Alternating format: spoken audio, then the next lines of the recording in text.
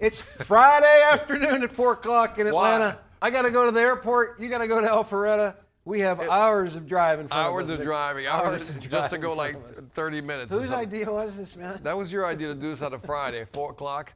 We appreciate everybody being here. We do. We do. If you haven't noticed yet in the chat, we would like you to post your favorite song from Forrest Gump. So, Victor, I think I've shared some messages around with this team. Was in this collab thing for 3 days with all the division presidents and Pat. And a collab. It's like this new training program they're launching across the country. Like collab as in collaboration? I think that's the tie. I think I paid attention to that part. Okay. But we're in there, and the icebreaker they used was, what's your favorite movie, right? Mm-hmm. Boom, boom, boom. We go through like 6 or 7 of the 14 people in the room, and one guy mentions Forrest Gump, and then off we go on the soundtrack. We spent the next 10 minutes talking about, that's the greatest soundtrack ever. So that was my food for thought. Okay. Here, it was like that, like Squirrel. So they just went off on this tangent. Right. Completely, the instructors were flipped out. Right. And it reminded me of my one granddaughter up in Pittsburgh. Right. She's 4 years old. Right. And she has the attention span like that, right? Yeah. And she never pays any attention. Right. And so we always tease her. Everybody says squirrel, when she quits paying attention. And every time we say squirrel, she looks for the thing. She's and it's so sad. You're playing tricks on your granddaughter. But so post it up in there. Patty G says, "Fortunate son and against the wind." Fortunate son is a bit. RL says, "I don't know." Neri Roca says, "Break on through." That's a good tune. That's a good one. That's a good tune. I went Doobie Brothers. Freebird. I went Mrs. Robinson. Yeah. Simon and Garfunkel. I'm going to correct. I don't believe that Freebird is one of those songs. Isn't it? Is Freebird? So you guys know me. I don't watch movies. I had to print the list. I do not see Freebird. So Jason, you violated the rule. You can do Sweet Home Alabama, I guess. What a Beautiful World. Is that in there? No, that's not in there. Come on. You guys are making stuff up. Come on. Kevin Whitehead put Freebird. Against the wind. Yeah, some of the stuff's not Kevin in there. Whitehead put Freebird because he didn't want to put Sweet Home Alabama because he's going to the Alabama-Georgia game. I know that. He was in that class when we went off on this tangent. Oh, was he? Kevin was in there with me, and it was... Hey, by the way, who's Dr. Vital Clean? Yeah, who's Dr. Vital Clean? That's him right there. Kim Drew, Go Your Own Way. Who else? Matt Jennings, Fortunate Son. That got a lot of hits this morning. All right. What else? Anybody else? Who do you see out there? I see Corey Visser, man. Put a smile on your face. It's Friday, brother. You know what I mean? Awesome. Come on, man. It's Friday. Hey, there's Joe Verdon. You know what Joe Verdon did? You know what I signed today? What did Joe Horton do? You know what I signed today between our broadcasts? What? That dude sold the Mayo Clinic. Okay. And when did you sign? The contract. The contract, okay. The contract. So how big was it? I don't know. It's the Mayo Clinic. I don't know. Okay, it's gonna be big. Okay. I know how much it was. I'm not going to share it, but let's see. You got George Smith out there. Hey, George, work your camera, man. It's all over the place. Alex, you got them glasses on. You look. Who's that, Alex? I don't see him. He got shades on his hat. What's that background? He's got a whole Stephen bunch House of books is in the behind dark. him. Yeah, Steven, I'm talking about you, man. You're in the dark. So you got that like half dark, like, I don't know, like you're being interviewed. Chris Toledo's got his whole crew in the house together. Okay, what is the deal with Alex Gergen? Is that the night of day? Yeah. Dude, what's the deal with the cap, the hat, the mustache? Nice. Looks like he's in witness protection. What is going on there? Can you guys see that? He doesn't want me. I don't want to be identified or associated with this broadcast. Corey Visser's making sure we see his Mississippi State class. I got Will Fresh Prince over there. I see you, Will. Nick, Victor, let me bring some pain. What time is it? What's that? Is it 4 o'clock on 4 o'clock Friday? here. Brett Cremines he's fronting. He's sitting there with the tie on, Victor. At 4. There ain't no way he has a tie on at 4 o'clock in the afternoon. Wow. He must be home already, home from the golf course. That man has issues. I think he has issues. He's been here as long as I have, man. He's as old as I. No, he's not as old as I am. Who else you see out there? Ronald Fay, I see you, man. A little dark, but I see you. I saw Michael Edwards earlier. Where'd he go? Team Tyler's in the house collectively? I know Neri Roca's somewhere in there, man. John Coward, he got himself a big promotion. Look at him. He's sitting there all distinguished in his big high-top chair. Jessica Satchel just looks like, yeah, whatever. Got my headphones on. I don't know. Maybe somebody I'll listen to these keeps calling guys. themselves These guys are iPad. boring me. I don't know. I don't like them. I don't know. Oh, she says so hard. Oh, yeah, Jessica. See, thank you, Jessica. You know how to play the game. See, yeah, you know how to play the game. Everybody. There's Michael Krause. Hey, Krause, we're tied, brother. We're tied. You're playing Boston. We're playing the Twins. You never saw us coming, did you? Go Guardians. I'll just leave it at that. Why sports? Like, why bring up sports? Nobody else knows what you're talking about. He does. Only he knows what you're talking about. He's a Tiger fan. All right. He's a Tiger fan. All right, let me see who else. Yeah. We got the tiebreaker on you, too, if you didn't know that. Who else we got out there? You got a lot of iPhones. Alexis Deese. Hey, Alexis Deese. Chad Marston looks like he's not even working. He looks like he's out there somewhere. Derek Dixon on is the just golf chilling course out. right Derek there. Dixon's chilling right, out. Chad? Come on, Chad. You ain't working, Chad. I know you aren't working. And Angie looks completely disinterested. Listen. Double A looks completely Double disinterested. A's out of it? Yeah, she's just completely. Angie, Roxanne looks like she's smiling a little bit. I mean, come on. I realize it's Friday. that. All right, shall we get to this? I'm having fun with this. Okay, you can keep going then. Look, there's a lot of people. Jason Civittoni, we got like half his head. Civittoni, is he wearing a cap? Because I can't see him. No, he doesn't have the cap on. He doesn't have a cap? Here, he's moving into the screen. Okay, does he have a cap? Moving into If the he doesn't screen. have the cap, I don't want to talk to him. There's Brady. All right. Brady, who the Buckeyes playing this week? I don't even know that. Victor don't like sports. Naughty, there's Naughty. There she is, the new RSM. I'm in California. Hello there. Good morning. Good afternoon. Whatever it is there. All right, I've got to stop. Josh Yeah, Jackson. you have a lot Josh of- Jackson. There's these are my people, man. Okay, All right, so let's talk about some numbers and get out of These are here. your right? peeps, man. These are your peeps. All right, so Michael Edwards says Roll Tide. I'm with you on the Crimson. Michael Edwards said Roll Tide. Yeah, I he didn't know did. he was a Roll Tide guy. He did, man. He did. Interesting. Kevin Whitehead's going to figure out if he can write him up or something. Commercial sales in August. Let's jump Right. into some numbers, Let's Matt, do and it. we'll take it from there. So not like the most stellar month we've had in a while. Probably a couple of years since we didn't run a double-digit increase in commercial sales. Total, roll it all up together. We ran a 7% total sales increase in commercial sales for the month of August. Okay. To give you an idea, our local sales for the first time in a long time were just flat, right? Now, I will attribute it, as you guys know, I'll attribute it to one less day or some other malarkey excuse I will give Pat, and that won't work. Our team sales were up 11% in the month of August. Our national team came in with a 61% increase over last year. So that leveled out at a 7% year-over-year sales increase for the month of August. Again, Nice. a little Great bit shy of what we typically do, and we are tracking already in September, Victor, to get back to those strong double Okay. digits. So we're on our way with 3 or 4 days left to go. Year-to-date commercial sales, local commercial sales year-to-date are up 8%. Our team sales, this category that we just keep talking about on this broadcast, just keeps booming. Team sales year-to-date are up 34%. 34%. That's an amazing number. Just Amazing bonkers. number. Just bonkers. Our total commercial sales through 8 months, up 12%. Nice. Folks, that's $164 million in 8 months. In 8 months of Hot commercial dog. sales. Holy buckets. Yeah, life is good. Life is good. Yeah, that's the other nice. thing that's good, when you go into a meeting with Pat and you think you got all these DPs in there, Yeah. this could have gone the other way Yeah. because we were just a tad bit behind profit plan Okay. in July, and we picked it back up in August. Yeah. I would not have wanted to sat in that room with Pat for 3 solid days of training, continuing education, if we were not on profit plan. So it went a little smoother than it would have. So I thank you for that. We appreciate that. Uncle Pat's happy? Yeah, you made it very, very bearable days at that point in time. nice. But you folks that have not gone through that, some of our leaders have gone through the collab piece already. Super exciting stuff. Is it your first year launching it? Yeah, it's brand spanking new. Okay. It's brand spanking new. I think what happened is they took a bunch of region managers and a bunch of region support staff and some division staff through it, and they realized, boy, we should probably take the division president sat through the class, and Kevin can attest to that. He's on the call. We actually sat through and went through the curriculum and participated as students, which I thought was really cool. I think what's like the end goal of what was the impetus for the program itself? Like, why did it come about? Well, we've got this 2027 goal to get 500 more managers and 500 more leaders, and to grow this business. To take this to $5 billion. Right. And you're not going to do that without horsepower and not training them. And it's just that they just broke it down and really took a lot of time. They took bits and pieces of programs from everywhere that have been successful, and they rolled them all up. It was incredibly well done. Anybody that's been through it can put it in the chat. But Somebody says you were the glue for that class. I don't know about any of that. So I saw Seth Godin's post today was about nails, glue, and screws, and he said, you can nail.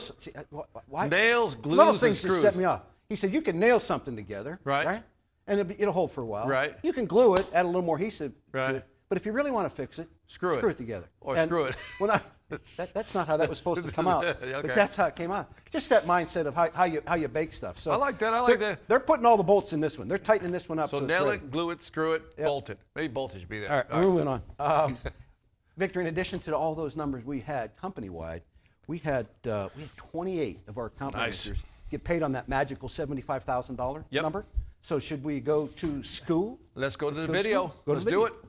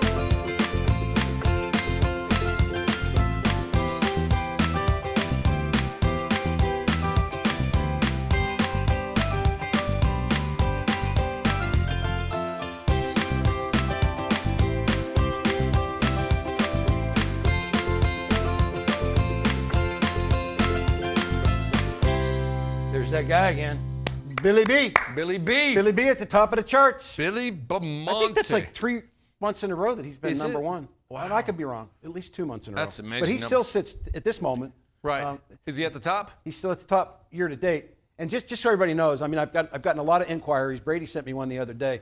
The President's Club corrections that are due a lot of folks. You know, they've been backlogged. So all the numbers aren't perfect on the President's Club reports. But what they promised me this month when I poked them, particularly on Jason's, they promised me that they would have that all tightened up so you get a real fair scoreboard when we post September numbers in October for the last 3-month run to President's Club. So they'll get that all fixed Okay. and get that all rated. I know that Chris's guy, Keith Colbert, that sold to University of Kentucky, his number's not right. Jason's number's not right. Okay. So we're if you've got corrections that are being worked through the process, they're going to get through. But how about the numbers? John Fraser out of Triad, 133,000. Brandon, who else you see on there? Brandon B. Clark. Yeah, Garrett Werfel. Garrett the Werfel ball Werfel. There you go. I'm going with Werfel ball on Yeah. Monday to see, I don't know, like 80 Dunkin' Donuts. We're gonna see if I can still sell, Victor. You're going to 80 Dunkin' Donuts. No, we're going to pitch a franchise that owns 80 of them. Oh, okay. Monday morning in Pittsburgh. Okay. I'm going to go down there and see Mr. Ritzert, his branch manager, and me and the Werfel Bowl are going to go out there and kick it around. We're going to get all the generations of working. We'll get the young buck and the old man. Okay. And we'll see if they'll buy from us. I think he's on the Very cool. broadcast. Who else? Charles Platt's a new name out of Albuquerque. Michael Rivera, Denver. Yeah, he's killing it. Bosmany. There's your boy Bosmany. Yeah. Joseph. Stone I love King. it. I like that name. Joseph Stone King. He's hit the I list. am the Stone King. He's hit yeah, the I list like a that. lot. Zachary, help me with that one in Silicon Valley. That's a new one. Gargilio. I'm going there. Gargilio? Gargilio. I think that might be his Gilio. first appearance. Maybe Gilio. maybe Michael or somebody can help post that up in there. Yeah. Give Nick- us a Nick give us a Nervick's always phonetic, there. give us a phonetic for that one. Please. Harrison Ledbetter out of Lake Charles, Louisiana, just getting after it. Wes Caton out of Greenville, South Carolina. Nice. He's relatively new. This dude is just getting after it, man. Nice. Just nice. getting after it. Joe Goes. Joe Goes, Chicago. Joe Goes. I love that Chicago. name. I love that name. Joe Goes. Jeremy Brooks. We talked about the residential guys in South Bend on the earlier broadcast. You know, they had like 3 of them at the rack trip. Okay. And now here's Jeremy Brooks showing up in South Bend. I Nice. promised those young fellas in South Bend, your running mates there, Jeremy, that I was going to make a trip. So I'm coming soon. I'm coming Okay. soon to rub some elbows by you We guys. got some breakfast. Raquel Naval. Another new name. Yeah, Another is new that name. new? Danielle, Hoorah. run for cover. Coover. Oh, sorry. I just She's on the list. I like the run for cover. I thought that was clever. Yeah, I just thought that was good. Clever. It's Yeah. late on a Friday. Ba-dum-ba. We started these broadcasts this morning at 8 o'clock, so just so you know. We're tired. Chris Albert- Pierce. What's up with Chris Pierce? Has he been on vacation? Well, look at him. He's all the way down here at 77,000. Victor. I expect 6 figures from that guy.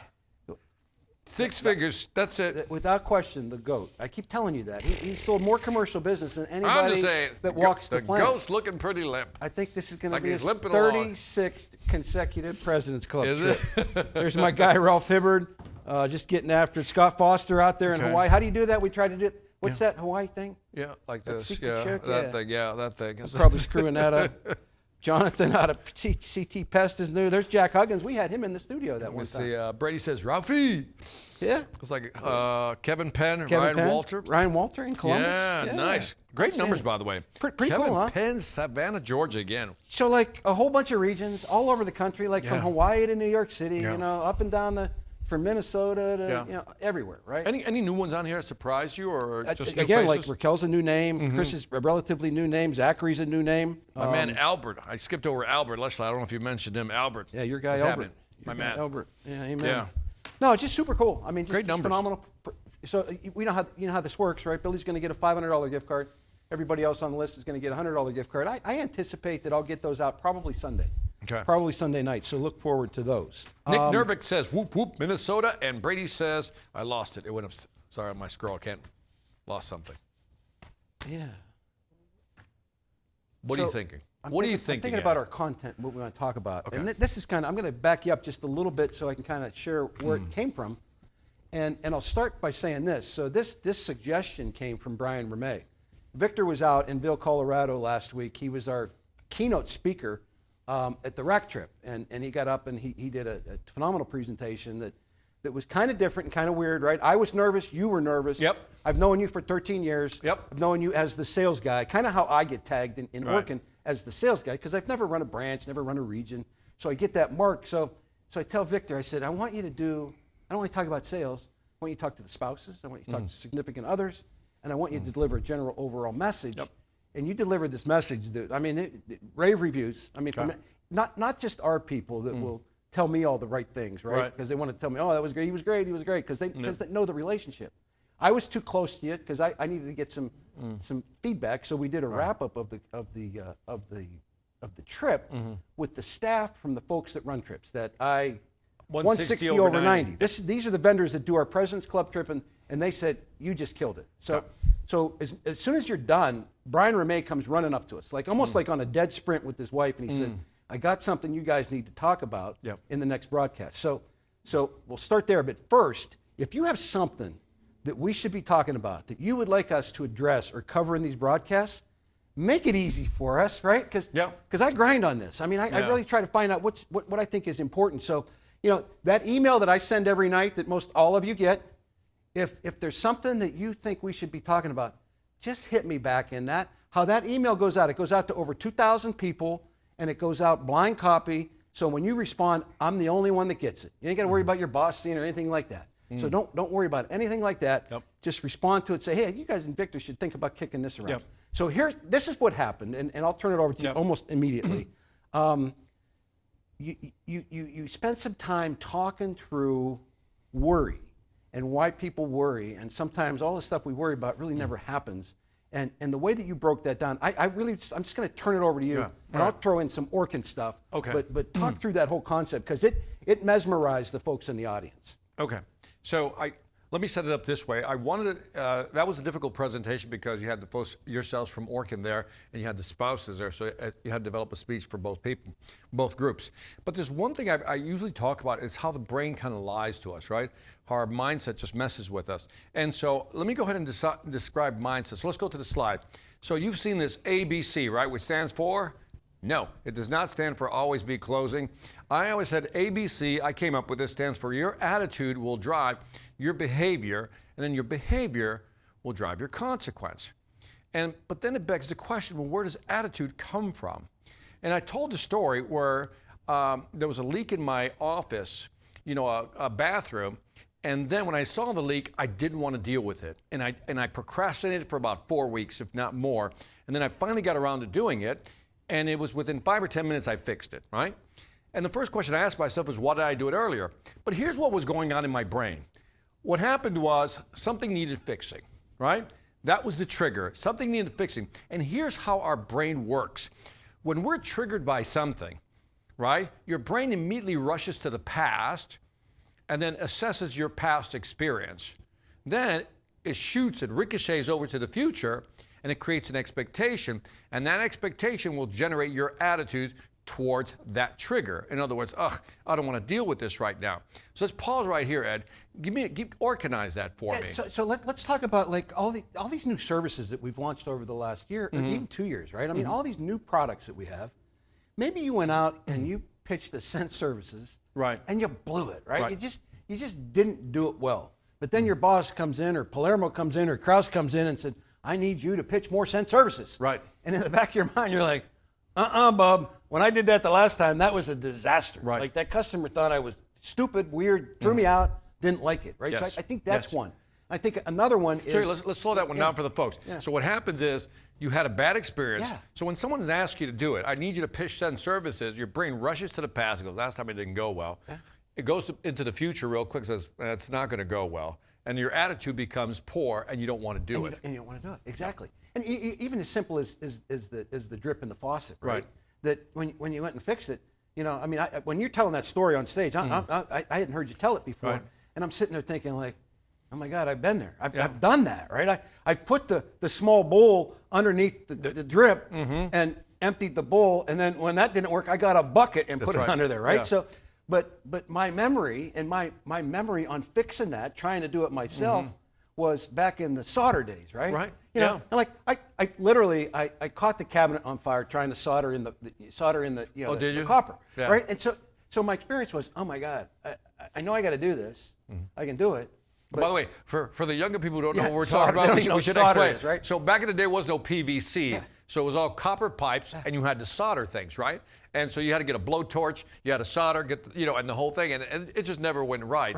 And so in my brain, I was thinking, oh my God, last time I did this, I had to solder stuff, and it didn't go well. Just horrible, and I wound up calling somebody else anyway. So when that happened to me, when they started dripping, I'm like, ugh. But what changed was the technology. It was PVC, much easier. And that's an important thing to notice. Sometimes things change, that maybe this time we can do it. Yeah, and in addition, I mean, the simple one was the Sense services, but let's talk about even just the drive to bundle, right? So your boss has been telling you for years, bundle. I need you pitching more than one service. But maybe one of those times that you pitched a whole bunch of services, what are you trying to sell me, man? I don't need all that crap. Right. And so you get that negative thought in your mind. So when the boss man comes in and says, I need you to bundle more services, even though in your mind you think it might be right, you fall back on, oh, that didn't go so good, right? That didn't go so good. And your brain, again, we talked about this, your brain tends to amplify negatives more than your positives. And so the example I used at the event was, like I asked, for example, how many times, and I just said, moms, dad, whatever, has this ever happened? Did you just yell at your kid? Just that one time. It's just like, I don't know, you're at the store, you just lost it, right? Just like, you yelled at the kid. And then you think you're a horrible parent, right? So you'll amplify that. That'll stay in your mind forever, so to speak. But then you'll forget it the 1,000 times you actually did something nice for your child. It's because the brain works that way. When something negative happens, we tend to amplify that. But when we do a lot of good things, we tend to forget that. And the best salespeople know how to kind of break themselves out of that negative funk by saying, no, I've had some positive experiences, and try to bring those forward and not just the negative one. Your thoughts? Well, yeah, and if you think about what's going on, even just in social media, right? The world today, this amplification of all the bad stuff, either side, right? I mean, whatever you're talking about, politics, you're talking about whatever, it just gets amplified, and it's like, oh my God, this is getting all the noise. And in your head, that's taking all the noise in. That's the attraction, right? I'll give you an example. You know, I'm leaving here tonight. I've been down here for 5 days. My wife has sent me 5 or 6 posts that she found on social that said there's a measles outbreak in Atlanta. And I'm like, okay, I'm here. Yeah, I mean, she's a worry card, right? And then she starts sending me the COVID stuff. So I'm talking to her last night on the phone. She goes, "Are you going to test when you come home?" And I'm like, "Baby girl, I don't. Nothing's wrong, right? I feel fine." So I'm going to test tonight because she's the worry person, right? She's worried what's going to go on. You can't come around them babies. So I'm going to pull into the Cleveland airport, get in my car. I'm going to test myself for COVID. And I'm either going to the cabin to be with her and the babies this weekend, or I'm going to my house in Canfield and sit there by myself for the rest till I got to come back here next week, right? So, but some people get into that mode where they worry, they catastrophize. Like when something goes bad, I love that word. when something goes bad, sometimes we just catastrophize. Do you know people like that? Like as soon as you mention something, it's like they think the worst. Everything's going to go really left. And so when it comes to worrying, this is the number, or these are the numbers I shared at the event that kind of blew people away. So I'll go to the slide here. 60, 20, 10, 15. Did you know that 60% of what you worry about never comes to pass, never happens? 20% of what you worry about is in the past. There's nothing you can do about it, so why worry about it? So Ed, we can pause here and say 80% of what you worry about or think about never comes to pass, never happens, can't be changed. and you think about all the time that you wasted. Yeah. Worrying Dwelling about, on that. Like, yeah. Yeah, and so we do that to ourselves. We dwell on things we can't change or never really happen. That's the catastrophe piece. Back to the slide. Another 10%, even if it came to pass, even if it happened, it wouldn't impact you. So, and the last part here is, even if it came to pass, would impact you but wouldn't kill you. Yeah. So, in other words, the majority of things we worry about either never come to pass, are in the past, or never impact you. But yet in our brain, we catastrophize, and that holds us back. So go back to the equation, A, B, C. Your attitude will drive your behavior drives your consequences, the outcome. If your attitude is negative, then you won't execute the behavior. So for example, if we're talking clover leafing, right, getting referrals.